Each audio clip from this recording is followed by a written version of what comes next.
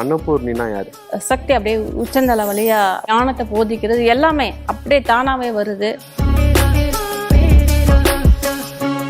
உங்களுக்கு தெரிஞ்சு சாமியார்கள்லாம் எப்படி இருந்தாங்க? நடிச்சுக்கிட்டு இருக்காங்கல்ல, காவி உடைய உடுத்திக்கிட்டு தான் ஆன்மீகவாதி அப்படின்னு.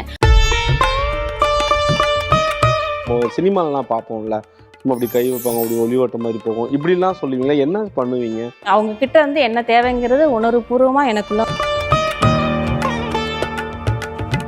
ஆன்மீகத்துல இருந்து அரசியல் இருந்து எல்லாத்துலேயுமே உண்மை போலி இருந்துட்டு தான் இருக்கு. நிறைய பேர் வந்து போலிகிட்ட தான் சிக்கிட்டு இருக்காங்க.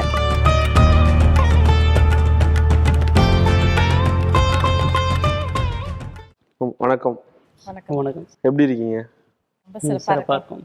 ஒரு சாமானியனா ஒரு கேள்வி, யார் அன்னபூர்ணினா யாரு? இப்போ நான் வந்து சமுதாயத்தில் சாதாரண மக்கள் என்னை பார்க்குறாங்க.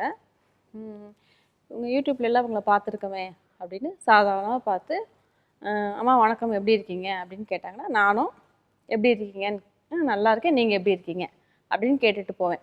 சாதாரண மக்களுக்கு, சாதாரண பெண்களுக்கு நானும் சாதாரண பெண்ணு. அடுத்தது நான் வந்து ஞானத்தை போதிக்கிறேன். என்னோடய வீடியோலாம் கேட்டு அந்த ஞானத்தில் அவங்க தெளிவு பெறுறாங்க. ஆன்மீகம்னா என்ன, சத்தியம்னா என்னன்னு என்னோடய ஸ்பீச் எல்லாம் கேட்டு தெளிவு பெற்று ஒரு ஞானத்தில் ஒரு அடுத்தபடி நிலைக்கு போகிறாங்க. அப்படிங்கிறவங்களுக்கு ஒரு குரு. அதுக்கு அடுத்து அப்பாற்பட்ட சக்தியாக உணர்ந்து அந்த இறைத்தன்மையவே அவங்கள அனுபவபூர்வமாக உணர்ந்து அவங்களோட பிரச்சனைகள், குறைகள், நோய்கள் எல்லாம் சரி பண்ணிட்டு சரியாயிட்டு போகிறாங்க இல்லையா, அவங்களுக்கு ஒரு சக்தியின் வடிவம். இது வந்து அவங்கவுங்க என்னென்ன பக்குவத்தில் அம்மாவை என்ன மாதிரி உணர்றாங்களோ அந்தந்த தன்மைக்கு ஏற்ற மாதிரி இருப்பேன். இப்போ சாதாரண பெண்கள் இருக்காங்கன்னா அவங்களுக்கு போய் நான் அருளாசி புரிய மாட்டேன். சாதாரணமாக இருக்காங்கன்னா அவங்களுக்கு போய் ஞானத்தை போதிக்க மாட்டேன்.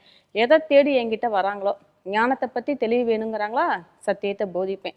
என்னோட பிரச்சனையை குறைங்க, தீருங்கம்மா, நீங்கள் தாங்கம்மா அப்படின்னு சரணாகதி அடையும் போது அவங்களுக்கு ஒரு சக்தியின் ரூபமாக இருந்து அவங்களோட பிரச்சனை குறைகளை தீர்ப்பேன். ஓகே.